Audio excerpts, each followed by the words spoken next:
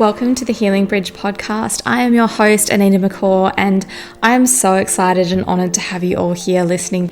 I have found that on my own path and my own journey that there have been so many different modalities and facets of healing along the way, things that I can implement both physically, mentally, emotionally, things that have helped me to really embody and integrate and become who I'm supposed to be for this world. So I have decided to deliver to you all here listening all the different ways that we can heal, because it really isn't a one-size-fits-all journey, and I am so ready to explore all different kinds of healing, which is going to open us up to being the most joy-filled, abundant, activated, kind beings which this world really needs. And I am so excited to have you here listening. Thank you so much. I hope you enjoy this episode.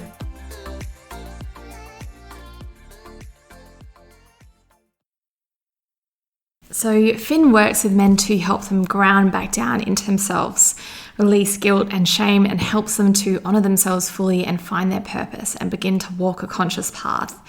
And he is also the author of the Grounded Masculine Manifesto and hosts immersive certainty in self workshops for men. Helping the men of this world, I think, is such potent work that needs to be done. And I feel that so many eyes are on the feminine realm at the moment and seeing women rise up, that society as a collective have this expectation that men need to step down in a sense. But it's not that at all. It's about collective empowerment and where that is going to guide humanity to. So I am so grateful that he has found his path to being a leader for the men who are willing to step into balancing their masculine and feminine energies and integrating their shadows to be fully present in this new movement and to work on themselves and to find their path to inner peace, to purpose, to expansion, and to helping to create and guide us all to this new reality that is so close. And I'm very excited, very honored that he has taken the time today to speak to me and to discuss his viewpoints on so many different topics, such as toxic masculinity, what a wounded masculine energy looks like, what wounded feminine energy looks like, and how men can begin to show up for themselves and for their partners, for their children in this new movement as well. Finn, welcome. Thank you so much for joining me today. I'm so stoked to have you here to discuss everything that you do and all of the exciting and really cool work that you do. Thank you so much for taking time out of your day. I know obviously being a dad of 3 things must be pretty hectic, so fully appreciate the time. Yep. Yeah, I appreciate it. And it's not very often we get an empty house, so it worked out perfectly to be able to have a bit of time and space to do this. So thank you. Yeah, no worries. Meant to be, obviously, definitely meant to be. So in your own words, could you tell everyone what kind of work it is that you do? Awesome. So basically I'm a men's empowerment coach, and I work with guys to help them really figure out who they are and create like a loving relationship with themselves. So with the work that I do, it stems from different aspects of embodiment practices, a lot of just peeling back the layers of understanding who we are and why we do what we do, so we can start really showing up for ourselves and creating that life that we all deserve. It's just with the work that I do, it comes in many different shapes and forms and facets to specifically make it work for each individual. But I could follow simple blueprints and structures that we set in place to be able to help men just come home to themselves. Yeah, I love that as well, because I think so much in, I guess, like the spiritual world at the moment, it's all about, we hear about ascension a lot. And then I think it's so important that we also have that descension practice. So like we can go up and find what is working, figure out what we need to remember it, but then also bring that back down to ourselves and actually start to implement that and integrate that into our everyday, which I think is so important. And your business is called The Grounded Masculine, so that obviously encompasses that kind of principle as well. Does that sound kind of right to you? Yeah, totally. And that's what it is. It's I do the work that I do because I know for myself, like the journey that I've been on has been an absolutely beautiful, amazing journey. But there's been lots of ups and downs, lots of struggles, lots of been delving deep into myself and then personal development and spirituality for well over a decade. And for so long, I was seeking more of that higher self, focusing on like the positivity, the light and love side of things. But I wasn't grounded within who I was within myself. And like it was always ended up, it came to points where it's like it's for myself and something that I see so often with the guys that I work with is like we get caught up in that trap of spirituality of looking outside of ourselves to try to figure out what it is. So like the work that I do is like teaching guys and showing guys that we need to be able to come back within ourselves and find that grounded space within ourselves. And when we have that, then that gives us the foundations to explore and to go into the other aspects of things. But you need to have your foundation set. You need to be able to continuously come back into that grounded space within yourself, so then you can deal with whatever life throws at you, being able to explore into what other avenues that grab your attention and everything as well. Yeah, absolutely. That's such amazing, potent work that you're doing, and I have so much respect for it, and it's so needed. So yeah, well done. Good for you for figuring out that this is your journey and this is what your purpose is, and yeah, what you need to do, what you need to bring to the world. I think it's awesome. So again, thank you so much. Before we do get into some of our questions, I do want to ask kind of 3 intro questions that I'll be asking all of my guests. So number 1 is, what is your happiness recipe? Oh, my happiness recipe. For me, my big things is just connecting really high with my values and like what's the things that are most important to me. So like my top 3 values is like my family, is self-mastery. Like when I look at self-mastery, it's aspects of being like bringing that health and vitality into what it is that I do. So like that's looking at my movement practices, looking at that nature time. Like any of them practices, any of them things just allow me to come back to myself and find that happiness deep within myself. And then the other one is just having that safety and security within me to be able to switch off. It's like I love doing all this stuff out there, but I very much like being in my own space. I like having that security and backing within myself. So it's being able to really honour myself, to live in alignment with them and make that happen for myself, because yeah, like that's when I'm at my best. Whereas if I get caught up being busy and being out and about, like doing too much stuff, not getting enough time in nature, not nourishing myself with movement, with healthy foods, all of that sort of stuff, it just feels that's when stuff starts getting a bit shaky, and yeah, like that's when you feel that bit more stressed. Yep, definitely. Okay, and what is the most joy activating thing you've done in the past week? We just after coming back from an absolutely epic 5 days down in Denmark. Yeah. So it was absolutely beautiful. Like our really good friends just bought a property down there, and our whole community were down for the weekend. So there was about 15 families that we all had very similar philosophies, the way we lived our lives, the way we all kind of like homeschool together and everything. So it was just such a nourishing, enriching environment, and just being immersed down in the forest down in Denmark, so it's pretty bliss. Yeah, that sounds like so you as well. We're just like, yeah, out in the forest, just hanging out with like-minded people. That sounds amazing. And do you work with crystals at all in like meditations or anything like that, or is it not something? Yeah, you do? Yeah, definitely. Yeah. So what one are you most drawn to at the moment? Ooh, I have a few favorites. So yeah, my staples is I've got a Preseli Bluestone, a humble one. Like so it's a really beautiful one. It's the actual like the crystal, I guess the stone that Stonehenge is built out of back in the UK. But like it was one that my wife found for me, and it's a really grounding crystal for me. Yeah. And then another one that I've connected with a lot is lapis lupus for helping with communication. Because I used to hate speaking. I wasn't confident doing public speaking. I wasn't confident just getting my voice out there. So like I've had a really beautiful connection with it over the years to help me when doing a lot more speaking and being able to share my message more so. And then I also have a clear quartz and a rose quartz, two little bundles that I bring with me like to most places. Like if I'm doing any big meditations, if I'm doing any ceremonies, plant medicine, anything like that, they'll be with me everywhere. So like they're just charged full of lots of goodness. Yeah, that's amazing. And I love that you do that. I actually was thinking about it last night, and I wasn't too sure if you worked with crystals, but I actually kind of selected one out for you. Do you mind if I share with you which one I kind of chose? Yeah, so I chose Prehnite, which is this one here.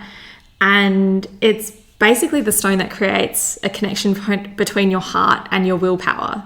So basically everything that you're doing, all of your actions are aligned with the guidance of your heart. And I'm just like, that's so Finn. Yeah.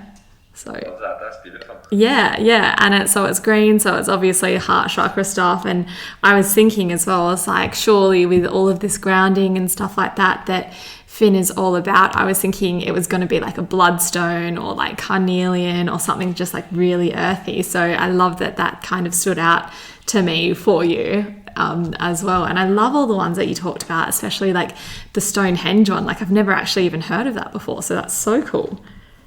Yeah, it's pretty magical. Yeah, I've got a few of them. But like my wife, she's very big into crystals as well. Like, and so she's always coming home with lots of new trinkets and different things for us. Yeah, I bet. I love it. So you probably have like lots of altars in your house that are just filled with crystals and like random bits and bobs. Yeah. Like even the girls are amazing, especially our oldest Bonnie, she's 5.5. Like she loves connecting with crystals and angels, and it's like spends the day just setting up her little altars. Or if like my wife Shona, whenever she's holding circles or blessings, like Bonnie always tries to get there to help her set up the sacred space, and like she's actually like co-hosted some of her like mother like women's circles and stuff with her, whereas like Bonnie goes around smudging everyone and stuff, which is pretty special. That gives me goosebumps. I'm like, that's so amazing. That's so magical. So magical.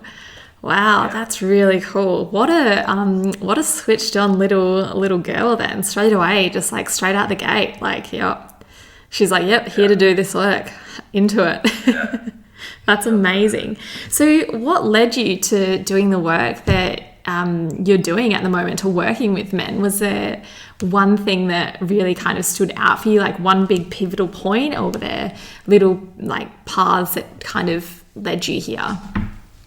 It's been a journey. It's been a massive journey for myself. So I come from a sports physio background, and I left Ireland about 10 years ago to come over to Australia, and like I wanted initially to pursue a lot more strength conditioning, sports physio, kind of getting into more of the professional sporting scene.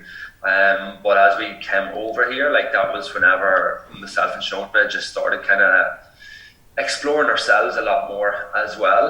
Like I had a few experiences back home in Ireland that kind of like awoken parts of me, and then like we just love exploring and kind of going deeper into it. So over the years, as we were peeling back the layers for ourselves, we were it was just starting to see there's a lot more to working with the body than just working with the physical body. That led me on to a big path of self-discovery and a lot of self-exploration around the different aspects of the energetic body, bringing in energy work as well as working with like more of the traditional studies that I was doing. And just over the years, it was just a constant gradual evolution of it. And I was doing like more and more kind of holistic alternative therapies than what it was done with traditional stuff. And I always knew I wanted to be able to help people more than what I was helping, because my comfort zone was very much working with the body, like be it like hands-on treatment, healing, movement, bringing all of that sort of stuff in. But I always got frustrated with myself, because I knew when I was working with my clients, it's like they were coming to me for that, but I can help them with so much more. But I didn't yet believe in myself enough to be able to step out of my comfort zone and do that, because it's just like, this is my comfort box, this is where I'm going to stay. And Yeah, we kind of done flat for quite a while, and after like a while after the birth of Bonnie, like so it was about 5.5 years ago. It's like I realized, like I kept saying to Shona, one of the things was like, I love what I'm doing, I'm really good at what I'm doing, but this isn't it. So like when you know that both consciously and subconsciously, stuff's not going to line up for you anymore, and it didn't. And like so that ended up putting through a lot of friction within myself, and I just felt I wasn't living in alignment with who I was and what I was meant to be doing.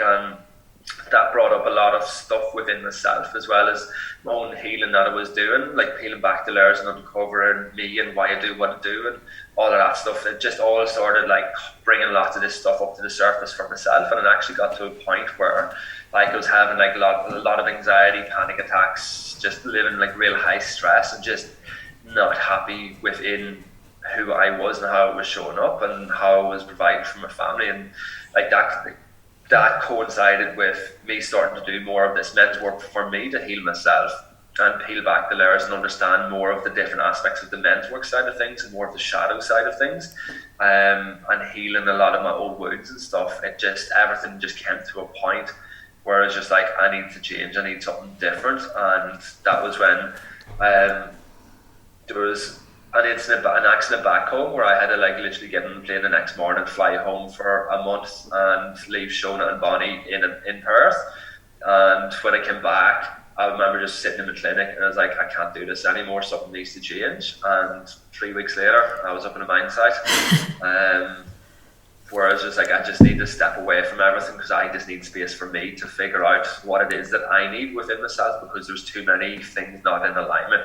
There's too much friction, there's too much stress. Like it just wasn't serving me, it wasn't serving my family, it wasn't serving my clients. And yeah, like that was a massive healing journey for me, like them 10 months that I spent up north, because it was the first time I actually had a whole heap of time and space for me, and allowed me to actually practice all of the things that I had been learning, all of the things that I had been teaching and helping other people with. I actually just started to implement and embodying them within myself. And it was a massive eye-opener for me. It's like, this is what I want to be doing. But kind of fast forward about another year or so from there, that was when it was like, right, just everything has to happen. It just like more and more things just kind of started happening within ourselves. It was actually like the birth of the second daughter. We had like a home birth, and it ended up being like an accident-free birth where it was just myself, Shona and Bonnie there for the birth, and it was like the most powerful experience I've ever been in. And seeing Shona in her power, being able to do that the next day, I actually like rang my boss and quit my job, and I was just like, I'm not coming back to work. And he was like, you've just had a second child, there's a lot of stuff going on. And I was just like, nah, like the work that I'm doing isn't what I'm meant to be doing. So after that, like that was when I was like, I need to back myself, I need to follow my dreams of what it is that I want to do. And that's when I started back working for myself and starting to go back into more of the coaching side of things, and just it has grown from there. And that's been pretty much a snapshot of the journey that allowed me to kind of step into what it is that I do now. And like how I coach men and what I do with men is being able to help them learn from my mistakes and not take such a long road around following their passion and their purpose, and being able to live the best life that they can possibly for themselves and their families. I think that's amazing. That's incredible. And I actually met you because we worked together for like 1 week, one whole week. And when I actually first came up to mine sites. So yeah, it's definitely a completely different world, obviously up on a mine site. But I think one of the things I really remember about you and like sitting next to you and just like having a chat with you, you told me, and this is like before I was really like, I was on my path as well, but not quite to the extent obviously that I am now. So I hadn't really allowed myself to fully immerse myself into that spiritual world and that spiritual practice. So I think I remember you talking to me about like you really wanting to go down to Mexico and just like try toad. So like basically just like lick a toad and just go on this, like have a bit of a spiritual journey through yeah, through basically using Toad as that like medium to help you have an epiphany. And I was like, this guy's an interesting character, and I kind of like it. I'm kind of there for it. But yeah, like that's an interesting topic of conversation. And then you also as well spoke about like drumming circles, and again, like I was just like, wow, that's really foreign to me, and I honestly hadn't really experienced men talking about things that were I guess so spiritual, like so openly before. And I think that was really cool, like, because that was such an expander for me, because since I have met you, I've met a lot more men who are becoming more conscious or are wanting to become more conscious and are open to doing the work that you do. And I also know a few men who are actually in contact with you because they've worked with you before as well. And it's just really funny how all of these connections sort of work. And yeah, I think that's, life is really, really interesting. The universe works in really funny ways.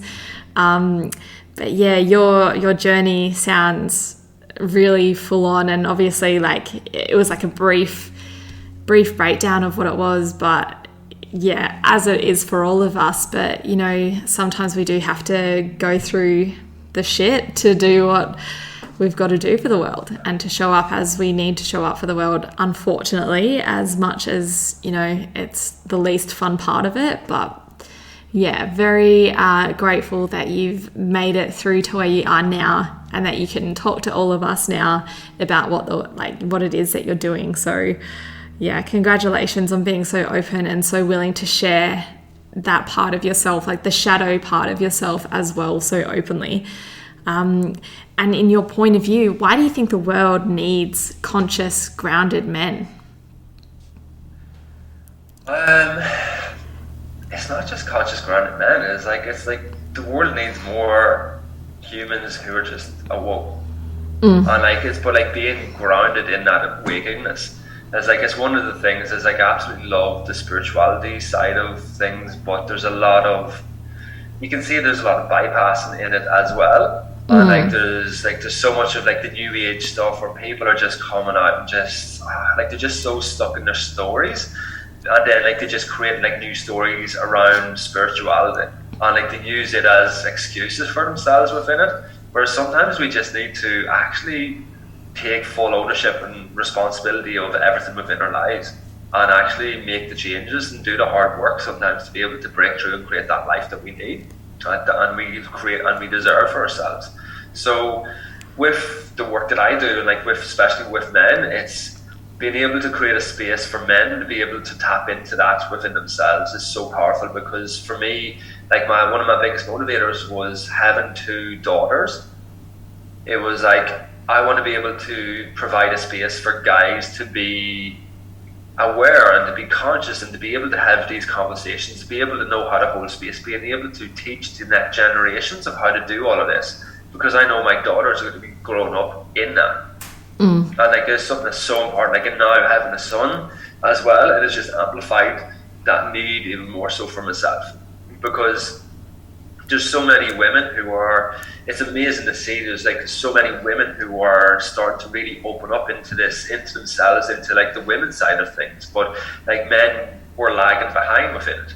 And I know even still from my wife and listening to the stories from a lot of her friends and a lot of the circles that she sits in, there's still a lot of them women who are struggling because their partners are still closed off to it all. And it's whereas we need to be all on this journey together, and the more we do so, the more we're going to be able to create greater change for ourselves and for the future generations within it. And I think that's why it's so important. Absolutely. I wrote down something kind of came through for me. It's with everything that's happening in the world, especially in the spiritual realm, people are really focused on the feminine side of things and seeing the women step up. And I think there is a little bit of a perception in society that means that the men need to step down a little bit. But I don't feel that at all. I think it's actually about collective empowerment. and where that's going to lead us. Yeah. So I think it's just as important for men to be doing this work as well as the women, because I know I've had to do a hell of a lot of work as well, and I've still probably got such a long way to go with it all, as we all do, because that's what it's all about.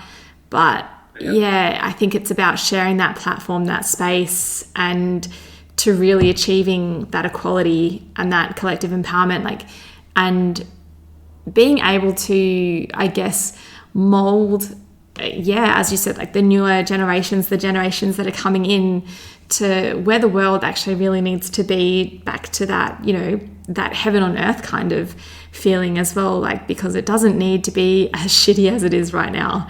That's for damn sure, essentially. Yeah.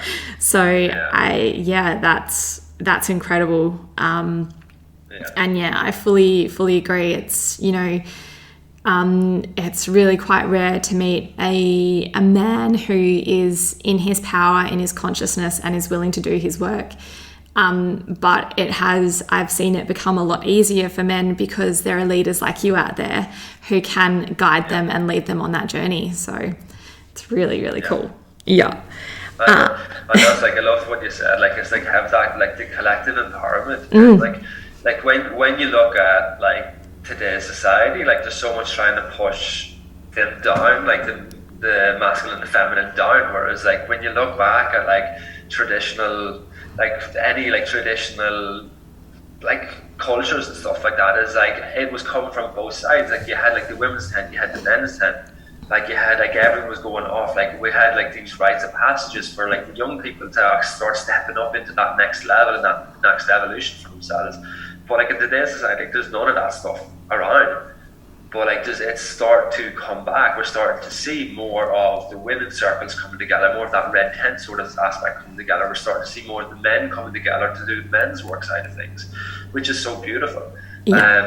But one of the biggest things that I see as well is, like, I love that there is so much of this growth, so much of this expansion happening, but I also see there is a lot of this Instagram growth and Instagram's expansion happening, whereas, like, people talk about it, but they're not actually doing it. Yep. So, like, it's one of the biggest things that I teach with the guys that I work with is it's like, stop. It's not about thinking of. It's not about speaking about doing the work. It's actually embodying the work.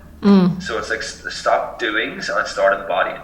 And, like, I actually go through periods myself, as well as with the guys that I work with, and actually recommending, it's like, I want you to stop listening to the podcasts, stop following certain people on social media, stop consuming all of this information, and actually just start putting into practice the things that you already have and the knowledge that is already within you, because it is one of the things, we are just bombarded with so much information in this realm.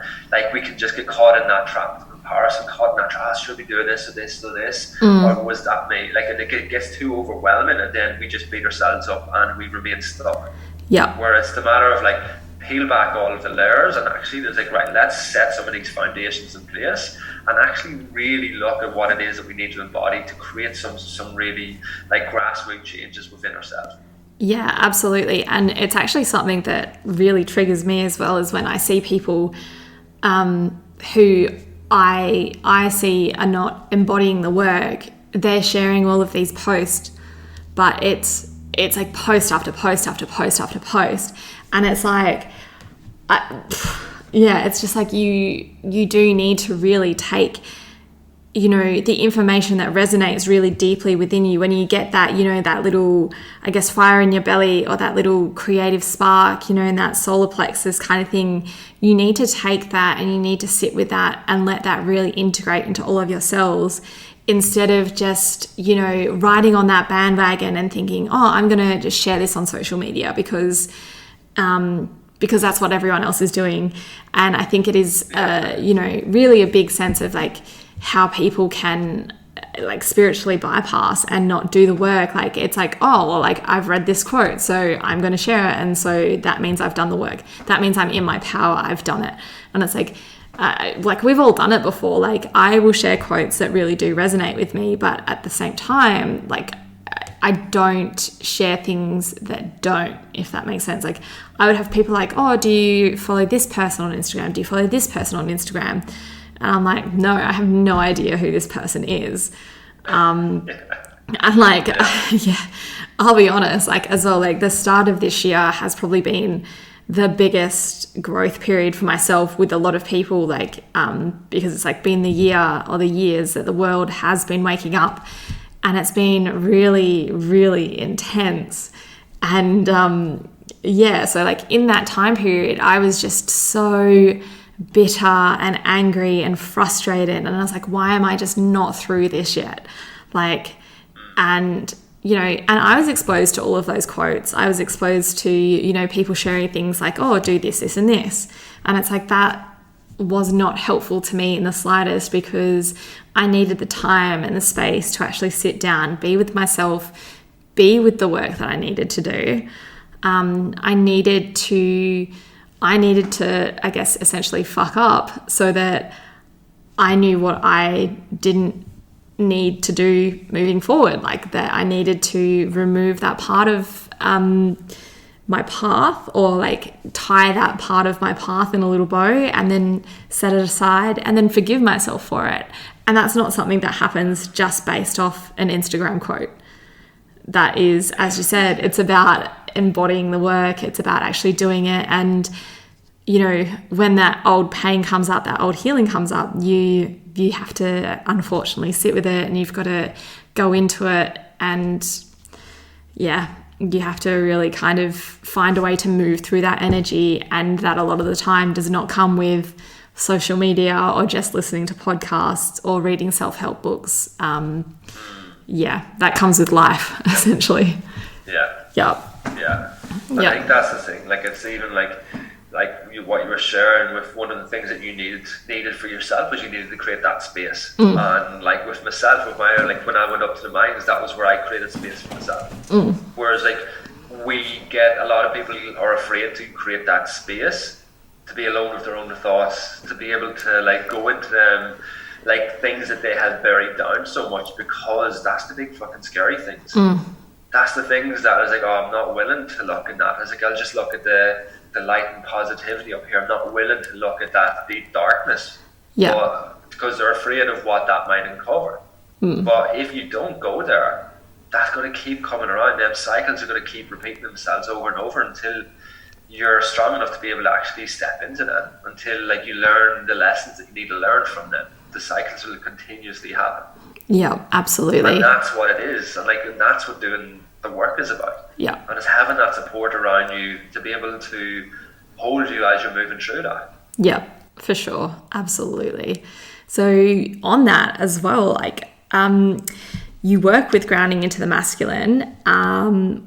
What does that entail? Like, so what kind of techniques do you use to ground into the masculine? So with the thing, like with the grounded masculine is, like, that's the basics of what I kind of work within myself. But in order, like when I actually teach grounding your masculine, and like with the guys that I work with, it's not just working with the masculine energy, is it? Because everything's polarity, we need to work with both the masculine and feminine. So like grounding your masculine and feminine would be a longer name. It just wouldn't have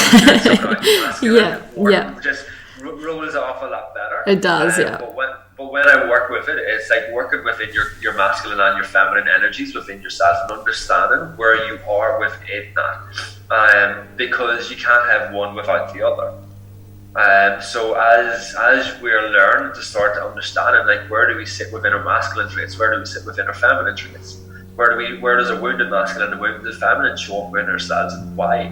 That allows us to start peeling back them layers and understanding why we do what we do more so. And then from there, that allows us to start taking the necessary steps to start showing up and really honouring ourselves within it. But it all comes back to like just having that balance. And like when I say that balance, it's not equals, it's like having that like that flow between your masculine and your feminine. So you're constantly being able to tap into one to tap into the other, because one holds the other continuously. So it's when it's like how do you ground in your masculine? It's like, it's a very open question, but it starts off with being connected with your masculine and your feminine within yourself, understanding where you are within yourself and what it is that you need, and then being able to create your own practices around that. And with that, like that's where I go into like helping guys start to create their medicine pouch. Like the medicine pouch is like that's where all of the different tools that they utilize within themselves to keep them coming back home to themselves. And like that's going to be different for each individual. Yeah, absolutely. Because our triggers and our life story and what we're here for is all different. It's all different. So yeah, that's absolutely correct. So what indicators of like a wounded masculine, like what would that look like in a man, basically? So before we get into the wounded masculine, like it's like to look at the healthy masculine, it's looking at like it's the healthy masculine is basically it's one that has that vision and that purpose. So like this, like knowing what it is, what your purpose is that you are here for, because that's going to give you that direction that you're working towards. Like once you're connected to a vision and a purpose, that's giving you the direction. So you're going to be more disciplined. You're going to be taking action. Like you're going to get shit done. But you're doing it in a really healthy way because you're going to be setting healthy boundaries. You're going to be communicating really strong and in your power as you're doing so. Whereas when we look at the flip of that with the feminine, is like the feminine, like the essence of the feminine wants safety, security, and to feel loved. So like within each and every one of us is like both like masculine and feminine is not man, woman. It's like I have a masculine and a feminine energies. So within me, my feminine, it seeks that safety, that security, and that love. And when it has that safety, security, and love, that's where it's going to be, where I'm going to be able to flourish within my feminine, and that's where I can tap into that creativity, that like flow, a lot more of that, like that vibrancy, being able to connect into a lot more of my vulnerabilities and my emotional side of things. So like when I'm able to tap into that healthy masculine and healthy feminine, it's going to be able to flow, to be able to get things done in that nice balance, how it needs to be. But then when we look at the flip side of that, like the unhealthy traits, like the wounded traits that we look in within it, it's the way I speak into our wounded traits is like when we are triggered by something, that is when we're going to like fall into a shadow aspect over masculine and feminine, or like a wounded side over masculine or feminine. So when we're triggered, that means like something has happened to cause a fear response within ourselves. So then we put up the walls to protect ourselves. So like you look at like some of the wounded aspects of the masculine is that's where you're getting like overly aggressive, like you're getting very controlling, getting very dominant, like a lot of anger and like a lot of frustrations and stuff can come out. And so it's being able to see yourself within that light of it's like, right, what is the different traits of the wounded masculine that I see within myself? And like it's not good enough just to see what them traits are, it's actually understand it's like, right, why are they there? Because one of the biggest things is like awareness is awesome, but nothing's going to change with awareness. It's like awareness is just a step one. Yeah. So once we have that awareness, I was like, oh, like I see, like I'm acting in my wounded masculine where I'm getting really controlled and aggressive. You're like, right. So once you see that awareness, it's like you zoom out and actually become the observer of that. So as you zoom out and become the observer, it's like, right, how is this actually playing out? Who is this affecting? Yeah. Starting to ask deeper questions. It was like, right, what happened? Where did I feel threatened that caused me to react in this way? And as you do so, this is where you're going to start understanding yourself more. So in understanding why you're putting this wall up to protect yourself. So then that's going to give you the places of like, all right, instead of just focusing on this, like the wounded trait, that's going to start giving you the breadcrumbs to chase back. And it's like, oh, it's actually this trigger. It's actually this thing that this happens that causes me to react in that way. So let's work on the healing this. And like you can do that, like same with the wounded feminine, like it all works in sync with each other. But it's all it starts is like it's having that awareness of where you show up within your wounded traits. Then zoom out from there to become the observer of that. How does that play out in your life?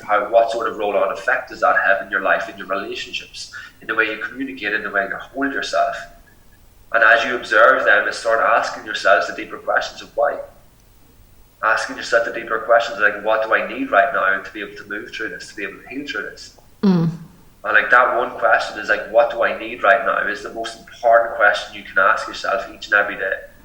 Because when you ask yourself that question, no matter who you are, no matter what you believe in, is like if you can truly ask that question and listen, like the action that you need in that moment is going to just drop in. So it's the matter of like, are you going to listen to that action and follow through in that action, or are you going to push it away and ignore it? Yeah, absolutely. Like that's the biggest part as well is, it's like we've said before, it's not enough to just be aware of, yes, like I'm in my wounded masculine, yes, I'm in my wounded feminine right now. Like it's not just enough to be aware of that. It's how are you going to move through it? And again, like of why has that come up? Like what is it that I actually need to go back and look at, which can be scary as fuck. What do I actually need to go back and look at so that, this doesn't continue to happen? And I feel for myself, like personally, like when because for such a long time, I was actually in a very wounded masculine space. So I was very in my masculine for a long, long time because that was a coping mechanism that actually got me through some hard times. So those are some things that I actually really utilized to get me through some bullshit that I was experiencing. But it got to a point, especially at the start of this year, I was like, hang on, this is actually really not working right now. This is not working right now. I don't have to it doesn't have to just be me all the time. Like I don't have to be constantly independent. I don't need to have the walls that I have up. And it was really interesting because I'm quite an open person and I will be more than willing to ask other people what's going on with them and like really wanting to help them. So I would kind of pull them in. But then as soon as I felt like they were getting kind of too close, the way that I pushed them away was being clingy, but like knowing in my head, this is going to push them away. So I'm going to do it because then I don't need to work on myself and I can focus on that person being an asshole or that person being wrong. So it's really interesting to go back and look at what patterns you have within yourself. And it's not so much that like I wanted to, have failed connections and things like that, or failed friendships and stuff like that. It was just like, if, I don't even know how to explain it in words, but it's just like, if I have control over that situation, if I know exactly what I'm doing to push that person away, then I have a reason as to, why I don't need to change. Like I can kind of focus on the situation rather than my shadow work. If that makes sense. And I see a lot of people do that.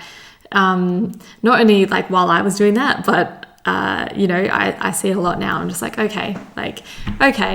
And I've, started to do the work on that, and I'm really freaking proud of myself because it, took like 30 years for me to realize and be like, oh shit, this is actually what I do. Like this is something that I actually really need to work on, and something that I implemented and used as a past coping mechanism because that's what I needed at the time. So can you even like speak on that? Like, because sometimes we do have to really transform and move into our masculine energy to get us through something. And then on the flip side, we also need to come back into our feminine to also get us through some stuff. So can you kind of highlight to us where we can maybe like break down how, implementing past coping mechanisms, especially in the very strong masculine, very wounded masculine, how that would be kind of broken down into like a more softer, subtle being in your positive, happy, settled masculine.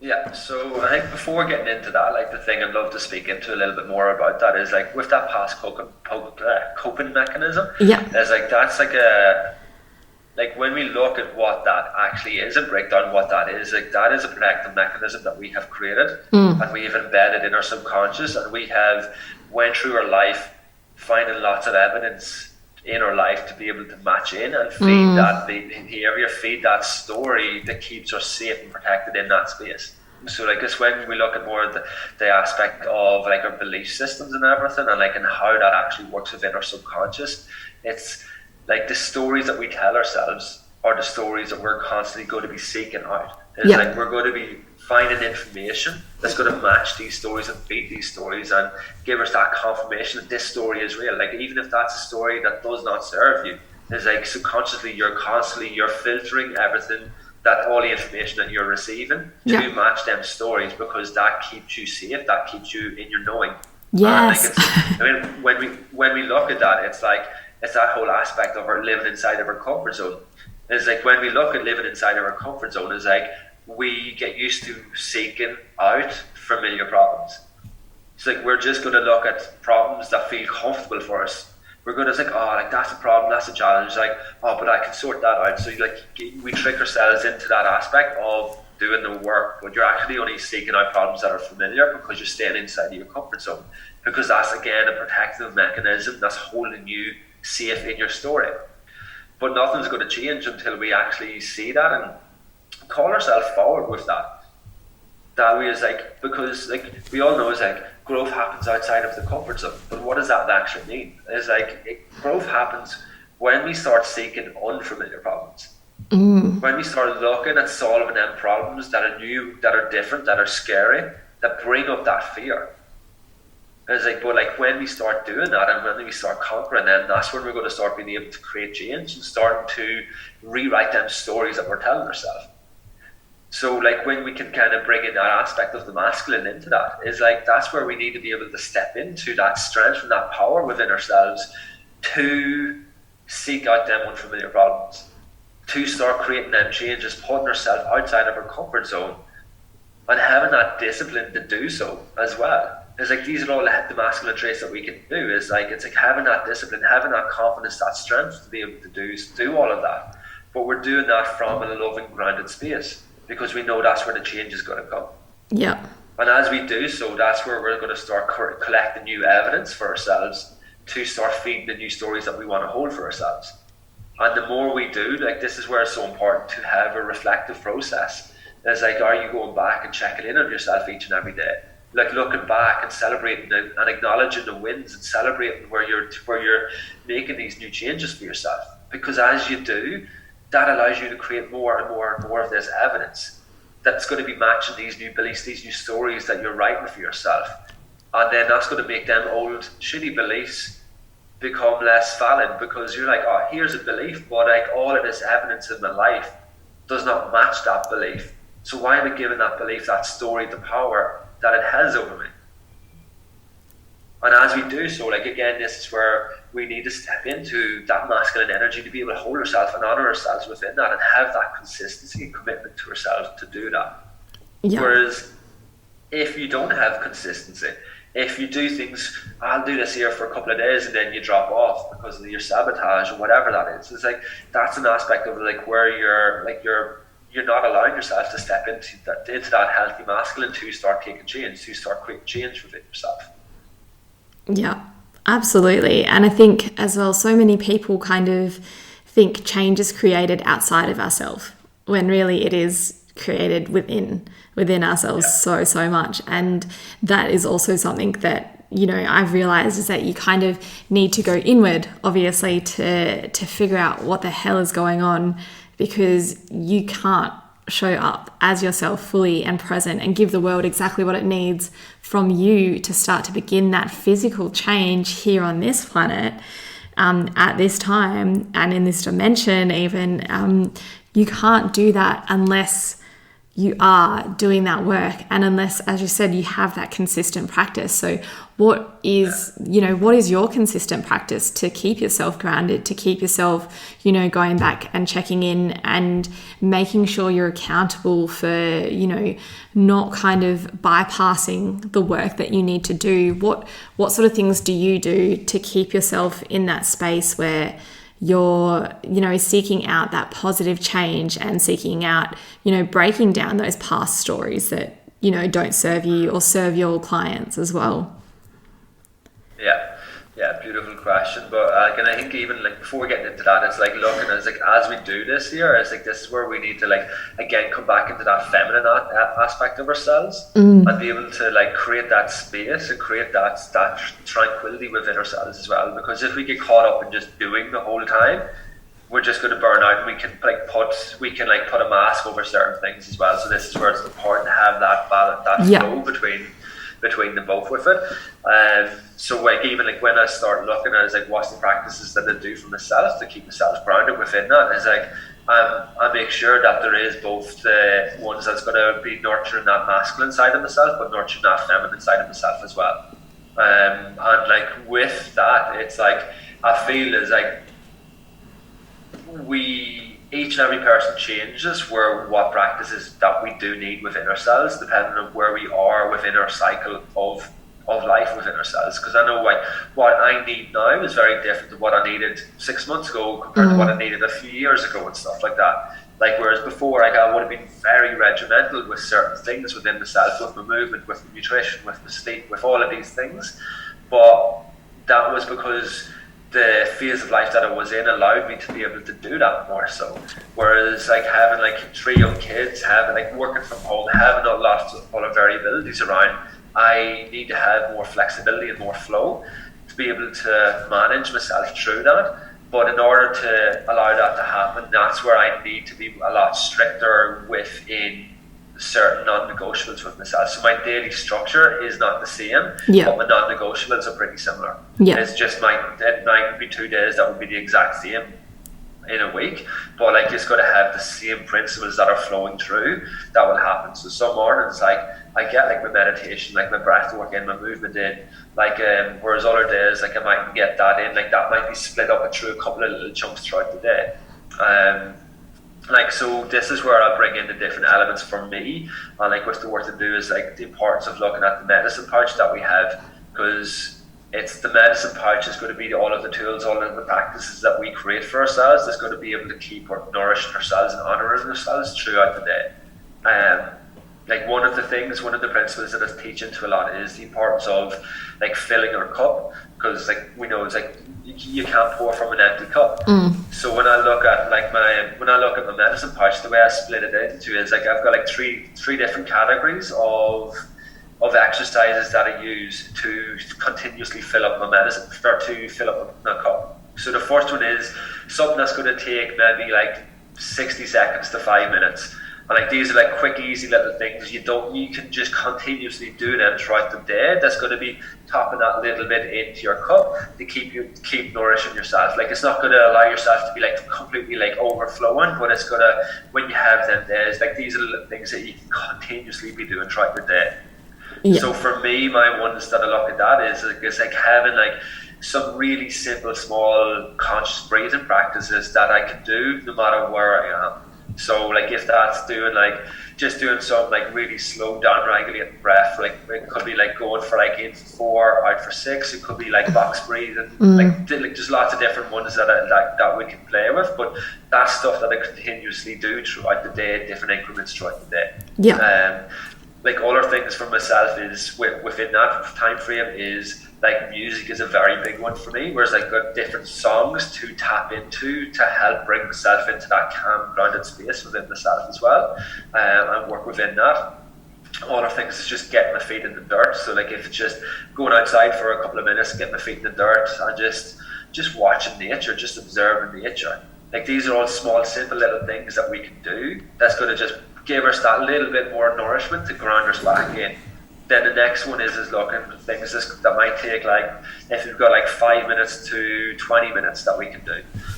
So that might be like doing like a bigger breath work practice. That might be doing a short workout. It might be going and playing with the girls. It might be doing different things that you have that little bit more time to do, but it's still like you can squeeze it in between a few other tasks. Yeah, absolutely. And again, that's going to give you a little bit more to nourish yourself and to allow yourself to fill up. And then the last one is then like it's anything over like half an hour, so like plus it's like then bigger tasks. So it's like you give yourself an afternoon off, or you go out for a nice big walk, or you have a really big long workout, or whatever that might be. And it's something that's like a bigger, more nourishing thing, and that's the one that's going to be like really filling your cup so you're overflowing. But we want to be looking at having different things throughout the day that are grabbing from all of them 3 different aspects of it, because a lot of times people just focus on the big things And Yes. then the morning was wrote off, so didn't get to have my like hour-long morning routine. So like my day was just wrote off. I was stressed all day. Yeah. Whereas your little small things that you grab into to keep yourself back grounded. Yeah, absolutely. Absolutely. It's I notice a lot, and this is kind of putting men into like a little bit of a box, but I notice a lot of men that I'm around are very they fangirl a little bit over like Wim Hof breathing and, you know, ice baths and stuff like that. And I just, is that something that you would implement as well? Because I think I've actually seen you doing ice baths as well. And like, obviously, because you've got like a sports physio background, obviously you have a big passion for movement and physical exercise. You know, is that something that you incorporate? And do you see, I guess, physical movement as also moving that stuck energy as well? Yeah, like that's a massive one. But like for me, the biggest thing is no matter what it is you're doing, it comes back to the why. It's like, why is it that you're doing these things? So like a lot of people like to do the Wim Hof breath work, to do the ice baths because like, oh, that's going to give me a big charge, but they don't actually stop and connect in with it. It's like, right, why do I need to do this for myself? Yeah, absolutely. So, like before, like not even going into the ice baths yet, but like when we start looking at the breath side of it, is like, have you ever experienced the Wim Hof breath? I think I've tried it once and I was like, it was great, and I was at a stage where I actually did feel like a big surge of emotions come to the surface, and I needed that at the time. So I thought that was really, really good for me at the time. But I'm a little bit more of a fan of like the, you know, the longer exhales. So like the in for 4 seconds, out for 6 seconds kind of breathing, and then just extending that. Like that, that slows just down my mind a lot more than, so... Yeah, and that's the thing. So when I teach breath work, it comes down to what the intention is that you wish to receive from the breath work that you want to do, and that all stems down to understanding your nervous system more. So it's like when we understand our nervous system more, like we understand it's like, right, we've got like the stress response, or we've got the rest digest response. So if you're constantly living in that stress response because our world is fast paced, there's lots of stresses around us. So that's going to crank up our nervous system. So our nervous system is just going to be on the whole time. So then if you're just on the whole time, it's like the last thing you want to be doing is doing a Wim Hof breath work, or doing like all just real high intensity exercise, or doing loads of ice baths, because that's just putting more stress on an already stressed system.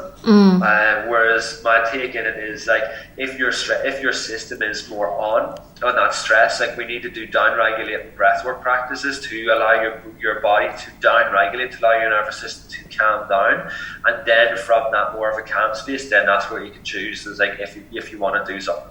But it's more so allowing you to check in with your nervous system, understanding where you are. Are you like switched on in that stress response, or are you down regulated in that relaxation response? And then from there, that's when you can choose the different breathwork practices from there. So I always teach down regulated breath first, because I feel that's the one that most people need the most.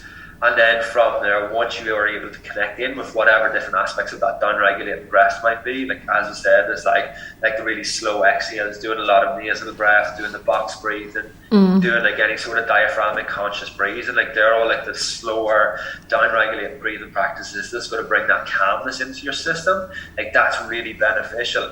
But then when you can bring your system into that calm response, but you want to tap into more energy, that's where you can like bring that charge of the upregulated breath. So like with the upregulated breath is like the different aspects of like Wim Hof breath work. It's like Wim Hof breathing is basically just, it's Tuma breath, which was Tuma breath is like what Wim Hof has kind of come from, but it's just bringing that energy, bringing that charge into your system to create energy. And it's basically was created by the monks up in Nepal who lived in the caves. And they created this breathwork practice to keep themselves warm because it was just so bloody cold up there. Like they had all their meditation practices and stuff, but they would use Tuma breath to actually warm their bodies up so they could actually sit and meditate.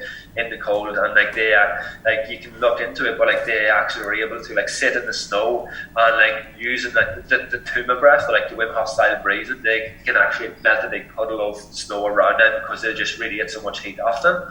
That is insane. That's so freaking cool. Yeah. That's cool. So that's one of the different aspects of that upregulating breath. And like Wim Hof is amazing because he's just made it really popular and really famous, which is teaching people to tap into that more so. But again, it's not something that you should do each and every single day. I feel that. If you do choose to do it each and every day, make sure you're done regulating first, then going into that. So you are more in that control of your nervous system. But then that's where you can start looking and exploring all of the other fun breath works as well. Like there's so much other ones like that, like the likes of like shamanic breath, the holotropic breath, all of them ones is where you're using that similar aspect of that Tuma breath, but it's just that long, drawn out, continuous one, and that's where you can have like the big DMT releases. That's where you went through a lot of like trauma release and like a lot of cathartic, like releasing a lot of stuff from your nervous system. But like it can be really full on, so that's where it's important to like have someone with you to guide you through that, because if you just do it on your own, it could be like a pretty big release, and like you can like crack into a lot of stuff that you might not have the tools to be able to navigate with that.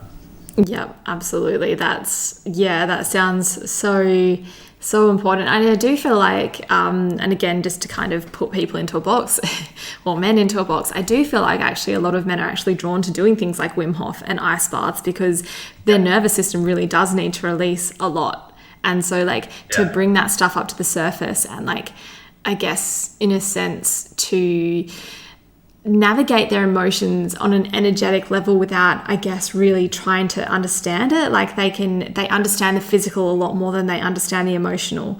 I do obviously see that there is becoming much more of a balance in that, and they're becoming more self-aware through that practice. And I think that's fantastic.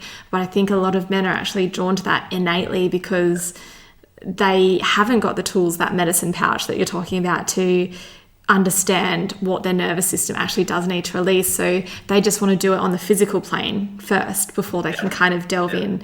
Like I've I've never done an ice bath before, but I've had people like ask me about ice baths. They're like, oh, why don't you do an ice bath? I'm like, no, like I don't want to be cold. Like that is literally it. There's probably been times where my body would have really benefited from it, but I'm just like, look, just being that cold does not sound like a good time to me. Like, and that's like, you've really hit the nail on the head with that. Is like a lot of guys can go towards that side of it, and it's like, oh, let's do men's work, and like we do this big breath work, we have these big releases, like we jump in the ice bath. Like it's just a lot of that can be very ego driven, because that's going to be a big challenge we're going to face. We're going to be able to push through that and smash through all of that, because that's their way of tapping into experiencing altered sensations and feelings. And because they may not be equipped to be able to drop into that deeper side of things and look at the other side of things with that. So like this is where it's important. Like we need to be able to look at both sides. We need to be able to look at the masculine. Like that's more of like a masculine energy practice, where we need to be able to tap into more of that vulnerability, more of that emotional side of stuff, and be able to tap into understanding our feelings, our emotions, and communicating all of that stuff as well. And like that's one of the things that like a lot of guys can struggle with, because it's easier just to go straight to the hard big thing. But like you're only working on one piece of the puzzle with it. And it's actually like a lot of the guys that I actually work with are guys who have delved into different aspects of men's work, but like at the head, like it's like a lot of guys that I work with is like they've experienced plant medicine, they've done all the breath, the big cathartic shamanic breath work experiences, to do all the ice baths, to do all of that sort of stuff, and have all of these big breakthroughs, big realizations, but they don't know how to actually piece it all together because they actually haven't worked on the foundations. So like the work that I do is like get the foundations there first, understand yourself, understand how to regulate your emotions, regulate your nervous system, communicate everything within yourself first, and then being able to communicate to those around you.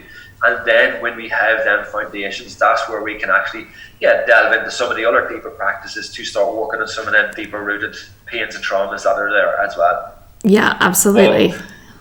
Yeah, a lot of guys want to go straight to the hard stuff first because they're not willing to look at the other stuff. Yeah. Oh, well, and like, yeah. do you know what? Like, I actually don't even think that's like a guy thing. I think it's like, it's a everyone thing, because I'd be like, okay, like, what's the big issue that I've got to solve? Like, what's going to be most challenging and what's that biggest hurdle? And I think we do always think of that on the physical plane as well before we even consider it on the emotional, which, you know, I have started kind of to switch that. Like, and I think it's really good to have, like, I guess, physical challenges, but as well, as you said, like seeking out those new stories, those new experiences that are going to validate the stories that you want to create.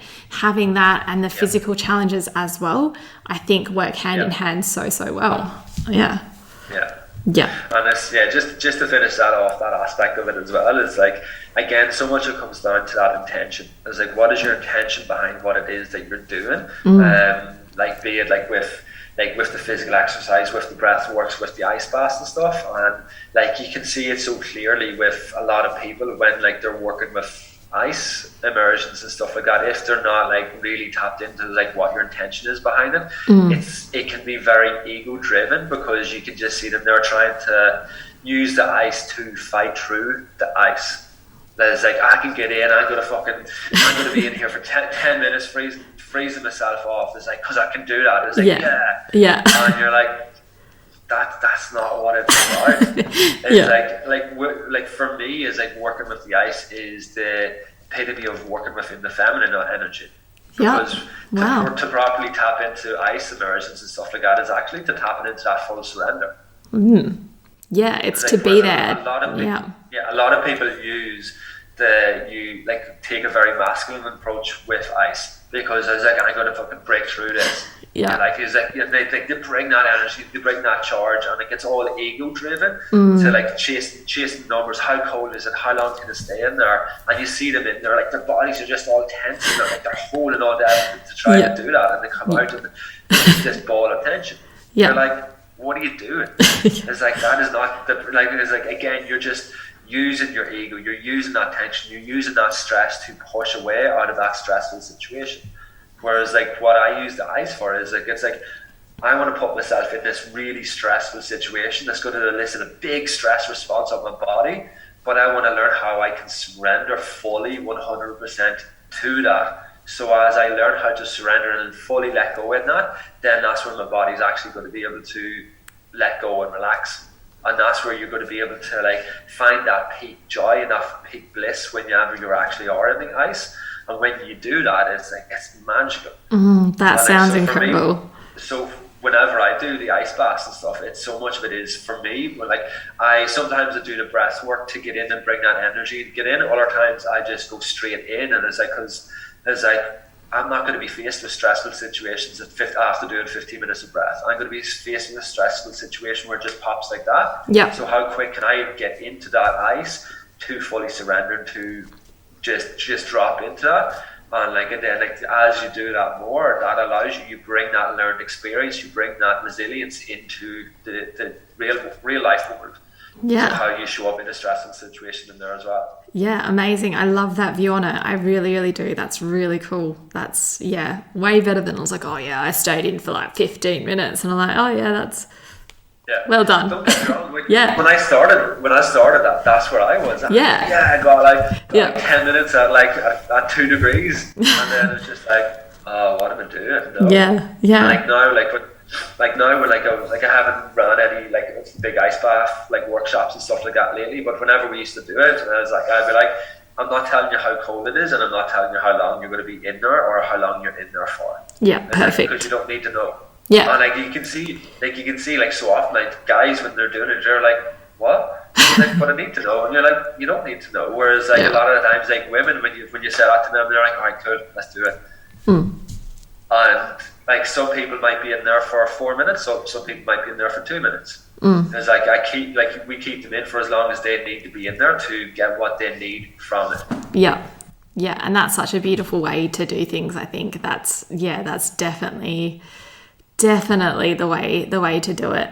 I do actually want to ask as well, and I know that there is also a flip side to this, but what is your perception and your viewpoint? And I guess especially since you have worked in the mining industry before as well, is what is your perception and your viewpoint of toxic masculinity?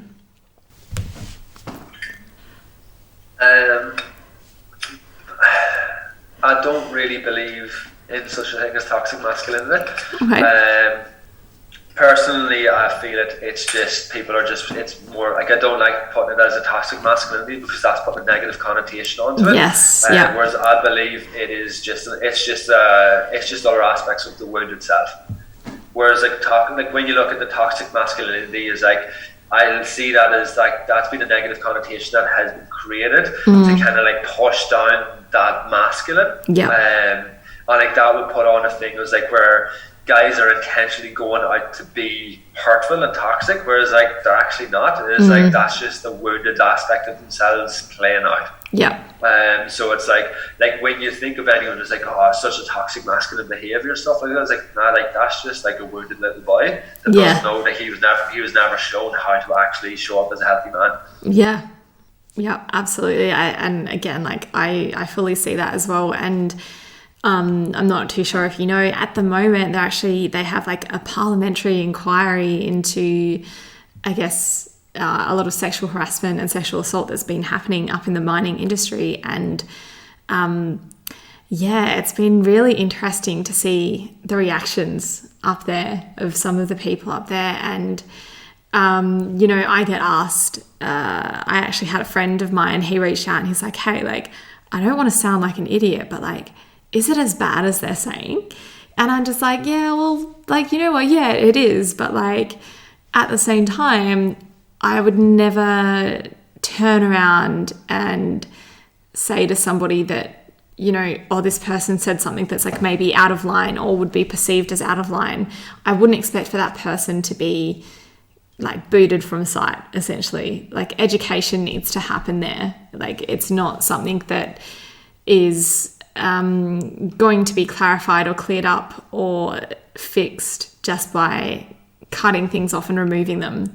That's not how we fix the issue. Like, so. Yeah.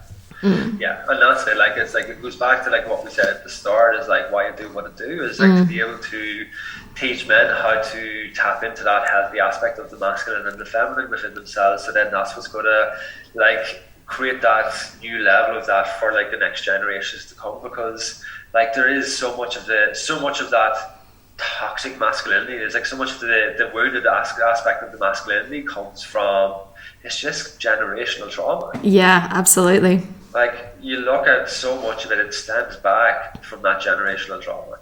It's like they do what they do because that's all that they know. That's what may have, like, what they have been surrounded with. They're working within the levels of their awareness and their consciousness that they have in that time, because what has been handed to them from their upbringings and stuff. Yeah. So it's up to us to start breaking that cycle and start, as you said, is bring that education, bring that empowerment, bring that guidance to help both men and women to be able to start creating that healthier balance within each and every one of us ourselves, and then how we play that out to the big picture.